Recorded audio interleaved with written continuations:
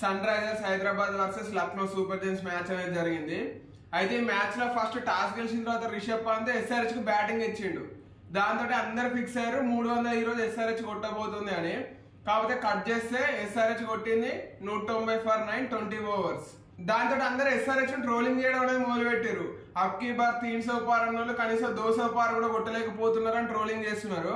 అయితే ఇక్కడ ఒకటి క్లారిటీ ఇవ్వాల్సింది ఏంటంటే SRH స్లోగన్ అబ్కీ బార్ 300 పార్ కరెక్టే, కాకపోతే ఈ మ్యాచ్ లో 300 పార్ అవుతుంది అని ఎక్కడ ఎవరు అనలేదు. కాకపోతే ఈ సీజన్ లో ఖచ్చితంగా ఈ 2025 IPL సీజన్ లో 300 మార్క్ అనేది SRH టచ్ అవుతుంది. అది ఏ గేమ్ లా అంటే చెప్పడం కష్టం, కానీ ఖచ్చితంగా ఈ సీజన్ లో గేమ్ లో మాత్రం SRH 300 కొడుతుంది అనడంలో ఎటువంటి డౌట్ లేదు. దానికి తోడు SRH ఈ మ్యాచ్ లో 300 కొట్టాల్సిందే అని అందరు ఎందుకు ఫిక్స్ అయ్యారంటే దానికి 2 కారణాలు ఉన్నాయి. ఫస్ట్ ఏమో last year SRH versus LSG మధ్యలో జరిగిన మ్యాచ్ అన్నమాట. అది కూడా మన ఉప్పల్లోనే జరిగింది. ఆ మ్యాచ్ లో మనోళ్ళు 10 ఓవర్ల కంటే ముందే 167 కొట్టి టార్గెట్ ను చేజ్ చేసేసారు, ఒక్క వికెట్ కూడా పడకుండానే.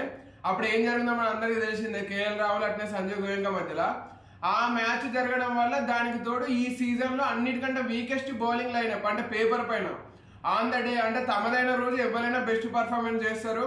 అది ఈ రోజు ప్రూవ్ అయింది, ఎందుకంటే ఈ రోజు లక్నో బౌలర్ల డే కాబట్టి వాళ్ళు మంచిగా పర్ఫార్మెన్స్ చేసిరు, అది ఓకే. అయితే ఆన్ ద పేపర్ అంటే చూడడానికి అన్నిటికంటే వీక్ బౌలింగ్ లైనప్ ఏది కనిపిస్తుంది అంటే లక్నో సూపర్ జైంట్స్ కనిపిస్తున్నది. అందుకే ఈ వీక్ బౌలింగ్ ఉన్న లక్నో మ్యాచ్ లో SRH ఖచ్చితంగా 300 కొట్టాల్సిందే అని ఫ్యాన్స్ అందరూ అట్నే ఆపోజిషన్స్ కూడా కొంచెం మెంటల్ గా ఫిక్స్ అయినాయి అన్నమాట. ఆ కారణంగానే అందరు ఎక్స్పెక్టేషన్స్ పెట్టుకున్నారు SRH ఖచ్చితంగా 300 కొడుతుంది మ్యాచ్ లో అని. కాకపోతే మనోళ్ళు 200 కూడా కొట్టలేకపోయారు, 190 దగ్గర ఆగిపోయారు. అయితే నేను ఇప్పుడు కూడా చెప్తాను, ఈ సీజన్ లో ఖచ్చితంగా ఓ మ్యాచ్ లో SRH 300 అయితే ఖచ్చితంగా కొడుతుంది. అది ఏ మ్యాచ్ లో కొడుతుంది అంటే చెప్పడం కష్టం, కానీ ఖచ్చితంగా 300 అయితే కొడుతుంది. ఈ రోజు మ్యాచ్ గురించి మనం మాట్లాడుకుంటే టాస్ గెలిచిన వెంటనే రిషబ్ పంత్ SRH కు బ్యాటింగ్ ఇచ్చిండు. అక్కడనే నాకు ఎందుకో కొంచెం కొట్టింది. కాకపోతే మ్యాచ్ స్టార్ట్ అయిన ఫస్ట్ ఓవర్ అయిపోయిన వెంటనే నాకు క్లియర్ అయిపోయింది, ఈ మ్యాచ్ మనం ఓడిపోబోతున్నాం అని నాకు క్లియర్ అయిపోయింది. మ్యాచ్ జరుగుతున్నంతసేపు సంకేతాలు అట్నే వచ్చినాయి, ఎందుకంటే ఫస్ట్ ఓవర్లోనే అంటే ఫస్ట్ మనం గేమ్ స్టార్ట్ చేసుడే మన స్టైల్ కు విరుద్ధంగా స్టార్ట్ చేసాం. చాలా లో స్కోరింగ్ గేమ్ అనేది, అంటే మన దృష్టిలో చాలా లో స్కోరింగ్ గేమే. ఫస్ట్ 2 ఓవర్లలో సరిగ్గా రన్సే రాలేదు, అక్కడనే ఎందుకో కొట్టింది. దానికి తోడు మన బ్యాటర్లు, అది క్లాసన్ అయినా, ట్రావిస్ హెడ్ అయినా, నితీష్ కుమార్ రెడ్డి అయినా, ఎవ్వరు కొట్టినా కూడా చక్కగా ఎంపైర్ దగ్గరికి లేదంటే బౌలర్ దగ్గరికి అంటే స్ట్రైట్ గా పోయి బాల్ పోయి అక్కడ బౌలర్ కో ఎంపైర్ కో దాకా ఆగిపోయింది. అట్లా అందుకే నాకు ఎక్కువ ఒక సైన్ అనేది కొడుతూనే ఉన్నది, మ్యాచ్ మనం ఓడిపోబోతున్నాం అని. అనుకున్నట్టే మనం ఈ మ్యాచ్ ఓడిపోయినాం. అభిషేక్ శర్మ కూడా బాల్స్ అనేవి సరిగ్గా కనెక్ట్ కావట్లేదు. అంటే మన అందరికి తెలిసిందే అభిషేక్ శర్మ ఎంత క్లీన్ స్ట్రైకింగ్ చేస్తాడో బాల్ అనేది. మనకి కూడా ఈరోజు బాల్స్ అనేవి సరిగ్గా కనెక్ట్ కావట్లేదు, హెడ్ కూడా సరిగ్గా కనెక్ట్ కాలేదు. అక్కడ నాకు కొడతా ఉన్నది ఏదో తేడా కొడుతుంది అన్నట్టే అభిషేక్ శర్మ తన షాట్ అంటే తన పుల్ షాట్ ఆడబోయింది, అవుట్ అయ్యింది. అది కూడా సరిగ్గా కనెక్ట్ కాలేదు, అందుకే మనోడు అవుట్ అయ్యిండు. ఇక ఆ తర్వాత ట్రావిస్ హెడ్ అట్నే ఇషాన్ కిషన్ వచ్చిన first ball golden luck. Last match అంటే తన డెబ్యూ మ్యాచ్ ఏమో గోల్డెన్ వర్డ్స్ తోటి లిఖించేటట్టు సెంచరీ కొట్టిండు, ఏ మ్యాచ్ ఏమో గోల్డెన్ డక్ అయ్యిండు. అది పక్కన పెడితే ఆ తర్వాత నితీష్ కుమార్ రెడ్డి 2 వికెట్లు కొంచెం తొందర పడ్డాయి కదా అని స్లోగా ఆడదామని చూసిండు. కాకపోతే అదికు ట్రావిస్ హెడ్ మాత్రం ఉతుకుడు స్టార్ట్ చేసిండు. నికోలస్ పురాన్ ఒక ఈజీ లప్పా క్యాచ్ వదిలేసి ఓ ఛాన్స్ ఇచ్చిండు. అయినా కూడా మనోడు దాన్ని కొంచెం యూటిలైజ్ చేసుకున్నాడు, ఒక 2 సిక్స్లు కొట్టిండు అంతే. దాని తర్వాత ఎక్కువ దాన్ని కంటిన్యూ అనేది చేయలేకపోయింది అనమాట. మెయిన్ గా ప్రిన్స్ యాదవ్ వచ్చి మనోడిని బౌల్డ్ చేసేసిండు. ఇక ఆ తర్వాత క్లాసన్ కూడా వచ్చిన తర్వాత కరెక్ట్ సెట్ కాలేదు. లెక్కకైతే క్లాసన్ సెట్ కావాల్సిన అవసరం లేదు, మనోడు వచ్చిన ఫస్ట్ బాల్ నుండే సెట్ అయినట్టే 6లు కొడతాడు. కాకపోతే ఈ మ్యాచ్ లో కనుక మనం చూసుకుంటే మనోడు సరిగ్గా సెట్ కానట్టు మనోడికి కూడా బాల్స్ అనేది కరెక్ట్ కాలేదన్నమాట. మరి ఈ రోజు ప్రతి బ్యాటర్ తోటి అట్లా ఎందుకైనా తెలియదు, కానీ SRH బ్యాటర్లకు ఈ రోజు బాల్స్ అనేది సరిగ్గా కనెక్ట్ కావట్లేదు. దానికి తోడు ఈ రోజు క్లాస్ అవుట్ అయిన తీరు చూసిన వెంటనే ఫ్యాన్స్ అందరు ఫిక్స్ అయి ఉంటారు, ఈ రోజు మన రోజు కాదు, ఇది సన్ రైజర్స్ హైదరాబాద్ రోజు కాదు, ఈ మ్యాచ్ మనం ఇచ్చేస్తున్నాం, దేవునికి ఇచ్చేస్తున్నాం లేదంటే దేనికి హోదానికి ఇచ్చేస్తున్నాం అనుకోవచ్చు, కానీ దిష్టి పెట్టినందుకు అనుకోవచ్చు. కానీ ఏదేమైనా కూడా క్లాస్ అవుట్ అయిన తీరు చూసిన తర్వాత ఈ రోజు మన రోజు కాదు అనేది ఫ్యాన్స్ అందరు ఫిక్స్ అయ్యారు, నేను కూడా ఫిక్స్ అయినా. ఎందుకంటే నితీష్ కుమార్ రెడ్డి కొట్టుడేంది, అది ఎక్కడో క్రీజ్ కు దూరంగా బౌలర్ చేతిలోకి పోయి బౌలర్ ఆ క్యాచ్ మిస్ చేసి చక్కగా బాల్ వేసి స్టంప్లకు పడుడైంది, మనోడు క్రీజ్ లో లేకపోడేంది. అక్కడ మనకు అర్థమైపోయింది ఈ రోజు మన రోజు కాదనేది. అనుకున్నట్టే క్లాస్ అవుట్ అయిన తర్వాత అంకిత్ వర్మ వచ్చిండు మనోడి పైన. అంటే ఈ మ్యాచ్ స్టార్ట్ కావడం కంటే ముందు, అసలు ఈ మ్యాచ్ కంటే ఈ సీజన్ స్టార్ట్ కావడం కంటే ముందు అంకిత్ వర్మ పైన ఎవ్వరికి పెద్ద హోప్స్ లేవు. మనోడిని ప్లేయింగ్ లెవెల్ లో కూడా ఎవ్వరు పెట్టలేదు. కాకపోతే మనోడు ఫస్ట్ మ్యాచ్ లో వచ్చిన 2 బాళ్ళకే 6 కొట్టిండు, 3 బాళ్ళలో 6 కొట్టేసిండు. ఈ రోజు కూడా క్లీన్ స్ట్రైకింగ్, మన టాప్ 5 కి ఎవ్వరికి కనెక్ట్ కాని బాల్ అంకిత్ వర్మకు కనెక్ట్ అయింది. క్లీన్ స్ట్రైకింగ్, అది కూడా కొడితే 1 6 కొట్టా 2 6లు కొడతా అన్నట్టు మొత్తం 5 6లు కొట్టిండు తన ఇన్నింగ్స్ లా. ఫస్ట్ వచ్చిన వెంటనే రవి బిష్ణోయ్ బౌలింగ్ లో 2 6లు, ఆ తర్వాత నెక్స్ట్ ఓవర్ లో 2 6లు, అట్లా ఆగిపోయిన ఎస్ఆర్హెచ్ స్కోర్ బోర్డ్ ను మనోడే 6ల తోటి ముందరికి నడిపించింది అన్నమాట. ఇక ఆ తర్వాత అభినవ్ మనోహర్ వచ్చిండు, నితీష్ కుమార్ రెడ్డి అవుట్ అయిన తర్వాత మనోడిని ఎంతో హైప్ చేసిర్రు. ఈ సీజన్ స్టార్ట్ కావడానికంటే ముందు మనకు 3.2 కోట్లకు వచ్చింది మన టీంలకు గుజరాత్ లకు వెళ్ళి. దాంతో మనోడిని ఎంతో హైప్ చేసిర్రు, ఈసారి అట్లా ఆడతాడు ఇట్లా ఆడతాడు. మనోడు అబ్దుల్ సమాద్ ప్లేస్ లో వచ్చిండు. ఈ రోజు ఎండింగ్ లో అబ్దుల్ సమాద్ ఆడిన తిరిగి చూస్తే మనోడి కోసం మనోడిని వాడుకున్నావు అన్న ఫీలింగ్ వచ్చేస్తుంది. ఎందుకంటే మనోడు ఓకే ఆడకపోవచ్చు, కాకపోతే ఇంటెంట్ అనేది కనిపించాలి కదా. SRH intent batting batting batting 6లు 4లు ఇదే. కాకపోతే అభినవ్ మనోహర్ లా ఇంటెంట్ కనిపించట్లేదు. అట్నే మనోడు అప్పుడు ఫస్ట్ మ్యాచ్ లో ఒకటే బాల్ ఆడిండు, మనోడు గోల్డెన్ డక్ 6 కొడదామని అవుట్ అయ్యాడు, కాకపోతే అప్పుడు కరెక్ట్ కాలేదు. ఈసారి కొంచెం ఛాన్స్ వచ్చినా కూడా మనోడు దాన్ని ప్రూవ్ చేసుకోలేకపోయింది అన్నమాట. నేను కూడా ఎస్ఆర్హెచ్ బ్యాటింగ్ లైనప్ లో ఉన్నా, నన్ను చూసి కూడా భయపడండి అనే విధంగా మనోడు ప్రూవ్ చేసుకోలేకపోయిండు.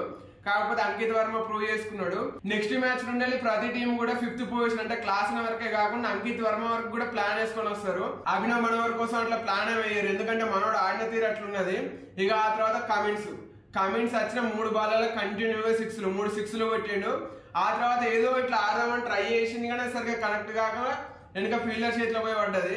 కాకపోతే మనోడు కూడా ఎండింగ్ వరకు ఉంటే మన స్కోర్ ఈజీగా 210 దాటేది, అంటే ఇంకో 20 రన్స్ మనం చేసేటోళ్ళం. అప్పుడు కొంచెం ట్రిక్కీ ఉండేది స్కోర్ అనే ఫీలింగ్ నాది ఉన్నది. కాకపోతే మనోడు 3 6లు కొట్టిండు, అవుట్ అయ్యిండు. ఆ తర్వాత హర్షల్ పటేల్ షేమి వీళ్ళ అకౌంట్ మనం ఎక్కువ ఎక్స్పెక్ట్ చేయొద్దు, ఎందుకంటే అది మనకు తప్పు అవుతుంది, వాళ్ళు బౌలర్లు కాబట్టి. మన టాప్ బ్యాటర్లు అయినప్పుడు బౌలర్లు వేయాలని మనం అనుకోవద్దు. అయినా కూడా మన స్కోర్ అనేది 190 దాకా పోయింది. ఇక స్టార్టింగ్ అంటే వాళ్ళకి ఎట్లా స్టార్ట్ దొరికిందో మనకు అట్నే స్టార్ట్ దొరకాలి. అక్కడ శార్దుల్ ఠాకూర్కి ఎట్లా స్టార్ట్ దొరికిందో మనకు కూడా అట్నే స్టార్ట్ దొరకాలి. ఎందుకంటే శార్దుల్ ఠాకూర్కి గోల్డెన్ ఆమని నేను ఇంతకుముందు మ్యాచ్లో చెప్పిన, అంటే ఇంతకుముందు మ్యాచ్ టైంలో చెప్పిన, మనోడు తీస్తే 1 2 తీస్తాడు వికెట్లు. ఇవాళ కూడా అట్నే తీసిండు. అయితే మనకు కూడా ఆ రకమైన స్టార్ట్ అనేది లభించింది. ఫస్ట్ ఓవర్లోనేమో అభిషేక్ శర్మ బౌలింగ్ వేసిండు, మనోడేమో చాలా కట్టడిగా వేసిండు బౌలింగ్. సెకండ్ ఓవర్లోనే షమి వచ్చిండు, ఎడెన్ మార్క్రమ్ వికెట్ తీసుకున్నాడు. ఆ తర్వాత ఇంకొక వికెట్ నికోలస్ పురాన్ అట్టే మిచెల్ మార్ష్, వీళ్ళు ఇద్దరు కలిసి సెంచరీ పార్ట్నర్షిప్ చేసిర్రు. సెంచరీ కంటే ఎక్కువ చేసిర్రు, ఇద్దరు హాఫ్ సెంచరీ చేసుకున్నారు. మెయిన్ గా మార్ష్ కంటే పురాణ్కి ఎస్ఆర్హెచ్ పైన అంటేనే పూనకాలు వచ్చినట్టు ఆడుతూ ఉంటాడు, అది మనకు తెలిసిందే. ఈ రోజు కూడా 26 బాల్లలో 70 రన్నులు, 26 బాల్లలో 70 రన్నులు. అసలు ఇది మనం ఆడాల్సిన తీరు, కాకపోతే పురాణ్ ఆడిండు. అది వదిలేస్తే ఇక ఆ తర్వాత అంటే వీళ్ళిద్దరు ఇట్లా ఒక్కల వికెట్ కొంచెం ఫాస్ట్ గా తీసినా కూడా వీళ్ళ పార్ట్నర్షిప్ బిల్డ్ కానియకుండా చూసుకుంటే ఈరోజు మ్యాచ్ మనది అవుతుండే.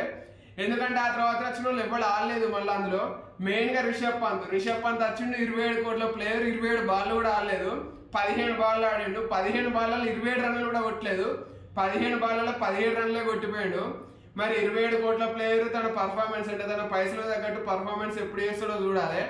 ఆయుష్ బదోని కూడా అవుట్ అయ్యింది. ఆయుష్ బదోని ఎక్సలెంట్ క్యాచ్. హర్షల్ పటేల్ అంత సూపర్ క్యాచ్ అనేది పట్టిండు అన్నమాట. అక్కడ బౌండరీ దగ్గర ఉండాలి, ఆల్మోస్ట్ 30 yards సర్కిల్ దాకా పరిగెత్తుకుంటూ వచ్చి డవ్ క్యాచ్ పట్టిండు మనోడు. అది మాత్రం సూపర్ అనిపించింది మనోడు పట్టిన క్యాచ్. ఇక అప్పటికే మన మ్యాచ్ అయిపోయింది. కాకపోతే పురాణ్ మార్ష్ ఇద్దరు అవుట్ అయ్యారు, బదోని కూడా అవుట్ అయ్యిండు, మిల్లరు అబ్దుల్ సమాద్ వచ్చారు. అప్పుడు బాల్ టు బాల్ అన్నట్టు ఉండే స్కోరు. కాకపోతే సమాద్ వచ్చిన వెంటనే 2 6లు 2 4లు హిట్టింగ్ స్టార్ట్ చేసిండు అనమాట. సమాద్ ఆడటం చూసి ఎస్ఆర్హెచ్ ఫ్యాన్స్ అందరూ ఒకటే అనుకున్నారు, నీకు ఏమాత్రం విశ్వాసం ఉన్నా ఈ ఒక్కరోజు ఆడకన్నట్టు అనుకున్నారు. ఎందుకంటే తెలిసిందే కదా, మనం మనోడిని 5-6 సంవత్సరాల వరకు టీంలో భరించినాం. పర్ఫార్మెన్స్ చేయకపోయినా కూడా ప్రతి ప్లేయింగ్ లెవెల్లో మనోడు ఉండేటోడు, ప్రతి మ్యాచ్ లో ఫినిషర్ ఉండేటోడు. లాస్ట్ 2 సంవత్సరాలలో కొంత పర్ఫార్మెన్స్ చూపించినాయని ఈ సంవత్సరం మనం వదిలేయాల్సి వచ్చింది. సమాజ్ పైన మన ఎస్ఆర్హెచ్ పెట్టిన ఇన్వెస్ట్మెంట్ మొత్తం ఇప్పుడు లక్నోకి పనికొస్తా ఉన్నది. ఎందుకంటే మన దగ్గర అప్పుడే ఎవాల్వ్ అవుతున్నాడు ప్లేయర్ అనుకున్న టైంలో మనోళ్ళు వదిలేసిర్రు. వాళ్ళు 4 కోట్ల కంటే ఎక్కువ పెట్టి తీసుకున్నారు. ఇప్పుడు వాళ్ళకి పర్ఫార్మెన్స్ చేసి చూపించిన అనమాట. 8 బాల్లోనే 22 కొట్టిండు.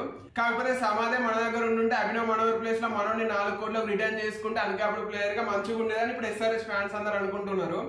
ఇక అది ఏమాత్రం జరగదు. కానీ అది పక్కన పెడితే ఈ రోజు మ్యాచ్ చూసినప్పుడు నాకు అనిపిస్తూ ఉండదు స్టార్టింగ్ లో చెప్పినట్టు ఇది మన మ్యాచ్ కాదు అని. కాకపోతే నెక్స్ట్ మ్యాచ్ మాత్రం మనదే.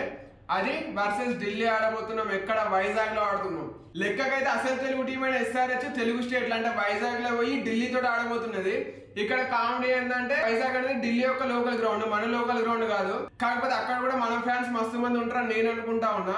అయితే ఢిల్లీ పైన మనోడు ఎటువంటి పర్ఫార్మెన్స్ చేస్తారు, 250 దాటిస్తారని మీరు అనుకుంటున్నారా? మెయిన్ గా మిచెల్ స్టార్క్ ఇప్పుడు ఢిల్లీలో ఉన్నాడనే కానీ లాస్ట్ టైం అనేది దెబ్బ కొట్టింది మనోడి ఫైనల్ లా. మిచెల్ స్టార్క్ పైన ఈసారి మన బ్యాటిల్ ఎటువంటి పర్ఫార్మెన్స్ చేస్తారని మీరు అనుకుంటున్నారో కామెంట్ చేసినా చెప్పండి.